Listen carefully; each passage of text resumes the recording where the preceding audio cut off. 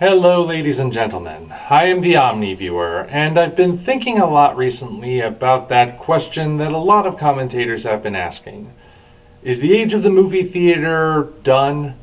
Are movie theaters a thing of the past, soon to be replaced by online streaming through various platforms, be they original channels or things like Amazon and Netflix? And I've seen some videos on this. I've watched quite a few. Haven't really seen all of them. There's no possible way any single person could. But I've seen enough to get a good sense of where a lot of people are coming from. And generally there are two schools of thought. Either theaters are going to survive or theaters are dead. And I have to say, I tend to lean more towards the idea that theaters will survive. Yes, we went through a time where it seemed like everything was going to be closed down and the world was just going to suddenly become a shut-in society.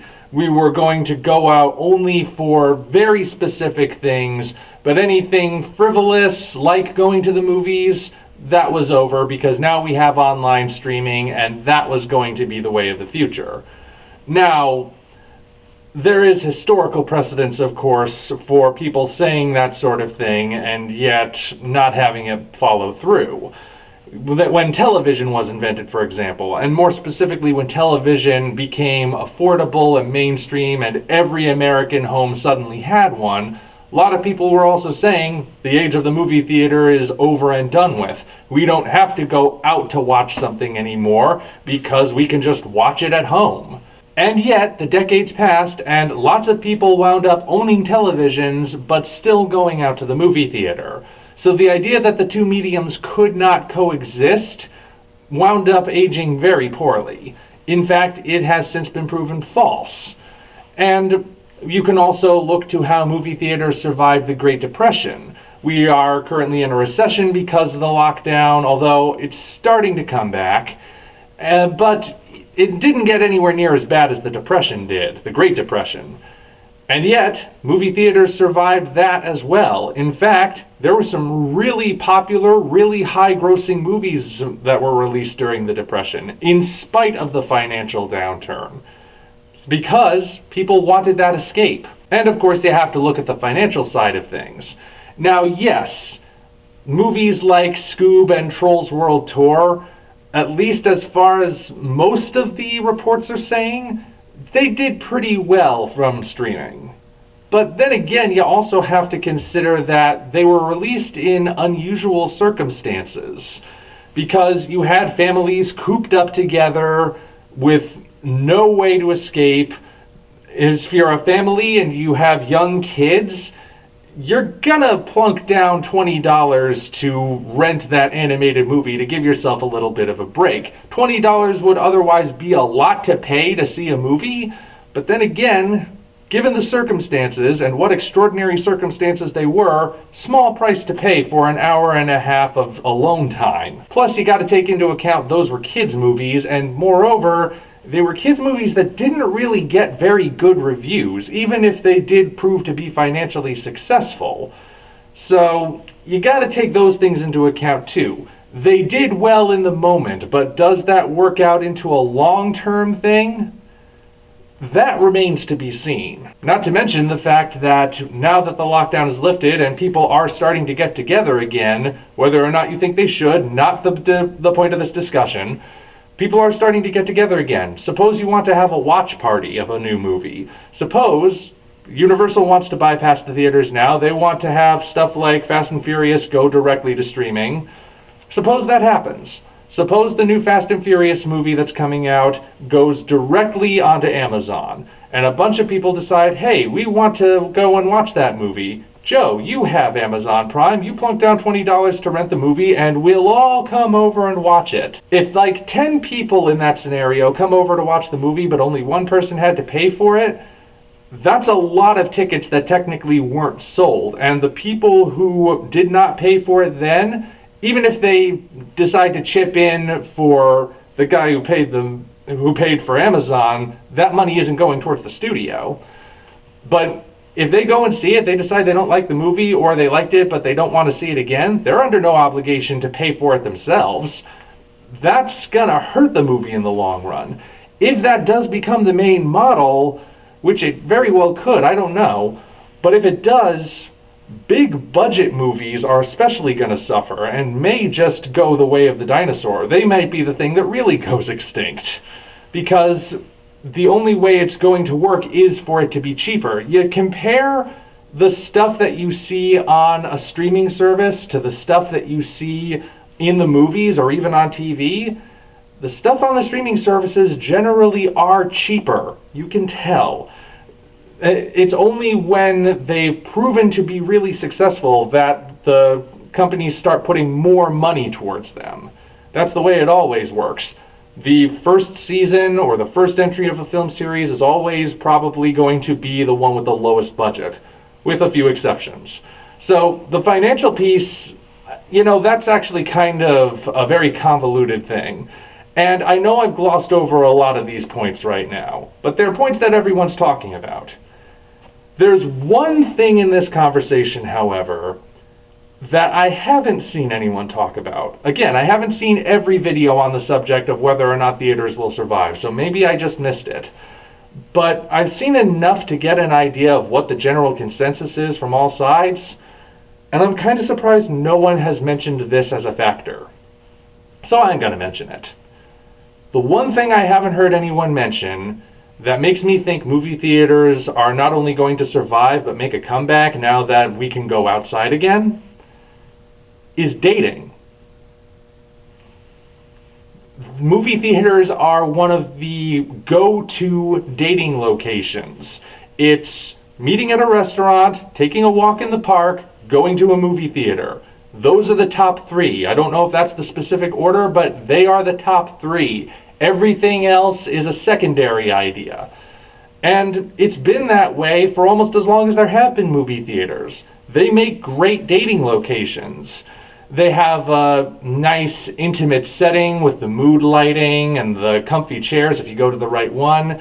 You can look really good if you buy your date's ticket and or popcorn. You're together and you can get cozy sort of, but at the same time it's still a public venue, so if the date's going poorly, one or both of you can get out whenever you need to, or you can have some reassurance that nothing untoward is going to happen. I mean, I suppose you could just have your date over to your place to watch a movie alone together with no eyewitnesses around.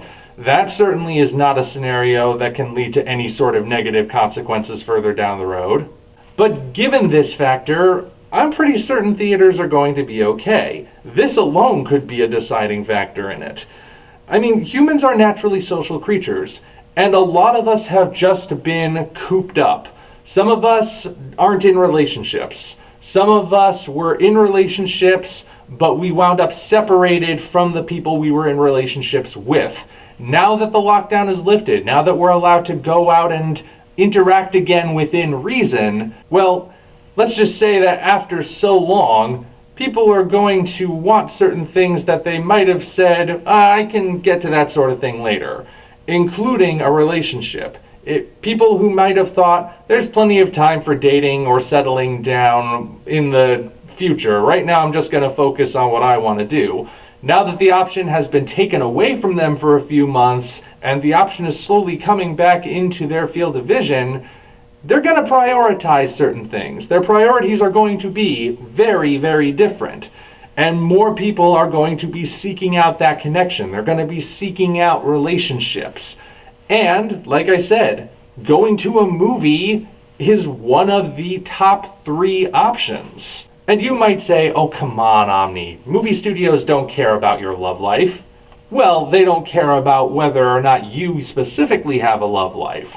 But they do know how to market a movie as a couple's movie, or a feel-good movie, or the kind of movie you want to bring your date on.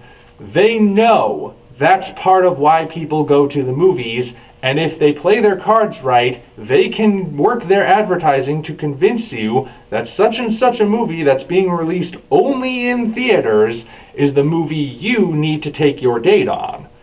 And there you go. I mean, yes, at the moment, there is still a risk from you-know-what. Not that people really seem to care anymore. I mean, if you turn on the news, you know how much is going on and how people just seem to have forgotten that the you-know-what even exists nowadays.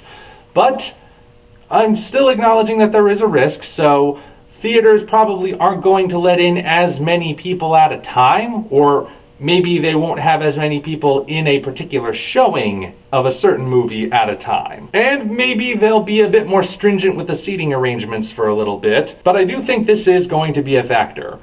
I'm kind of surprised actually that I'm the person bringing it up. A lot of the people I see who are commentators, they're in relationships, and they don't seem to be bringing this up as a particular factor. My love life can only be measured in negative numbers, and this is one of the first things that came to my mind. Now, actually, speaking of which, I suppose I also ought to mention, suppose you're not looking to date, but you're already in a relationship, a steady relationship with kids. You've got a family, basically. You might say, well, if I'm in that scenario, I have no reason to go to the theater. Oh, don't you? Suppose, hypothetically, that you and your significant other, whoever that may be, want to sit down and watch a particular movie after you put the kids to bed. A movie that specifically the kids are not supposed to see. If you are a parent, you've either had this sort of scenario happen to you already, or it's going to happen at some point, but if it's already happened to you, you know what happens. You're watching the movie that's inappropriate for kids, and right when you get to the most inappropriate part, that's when your little boy or little girl bursts in because they had a nightmare and they wanted something from you, and then they see something traumatizing. And, well, any money you might have saved by not going to the theater will now be going towards their therapy bills. That sort of scenario could be avoided if you hired a babysitter and got out of the house for a couple hours. So yeah, I don't think theaters are going anywhere. I think they're going to survive. I could be wrong, though. Now, of course, if theaters are to survive, they'll need to adapt, certainly. Make movies more of an event, perhaps. Do what they used to do, where it wasn't just that you bought your ticket and you saw a bunch of trailers and then the movie, but you saw a trailer and a short subject, and a documentary short, and a cartoon, and then the feature. Things like that. If you don't know what I'm talking about, some of the special edition DVDs released by Warner Brothers for movies like Casablanca, they have this feature called Night at the Movies where you can play everything that would have played before the movie and then the movie itself. It's actually pretty neat. It lengthens the experience, but it's neat to see what things were like. So maybe they could do something like that. Maybe 4D theaters, which were kind of a gimmick prior to this whole thing. Maybe those could become the mainstream, though I'm not entirely sure that's the best idea. And it certainly wouldn't help lower ticket prices. But either way, movie theaters will have to adapt. But I think they're going to stick around. They've gotten through a lot worse, Lord knows. But that's at least where I stand on things. And yeah, some people are just done with going out entirely and will only stay in because they find streaming to be more convenient. But for the majority of people, I would say theaters have a long future ahead of them. But again, I could be wrong. Until such time as we meet again, this is the Omni Viewer signing off. If you enjoyed this video, be sure to like it as well as subscribe to the channel for more content of a similar nature. Also, check the description for links to our Twitter, DeviantArt, and Patreon pages, as well as the Amazon link for the novel Operation Red Dragon: The Daikaiju Wars Part 1, penned by yours truly. Thank you all, and we appreciate your support.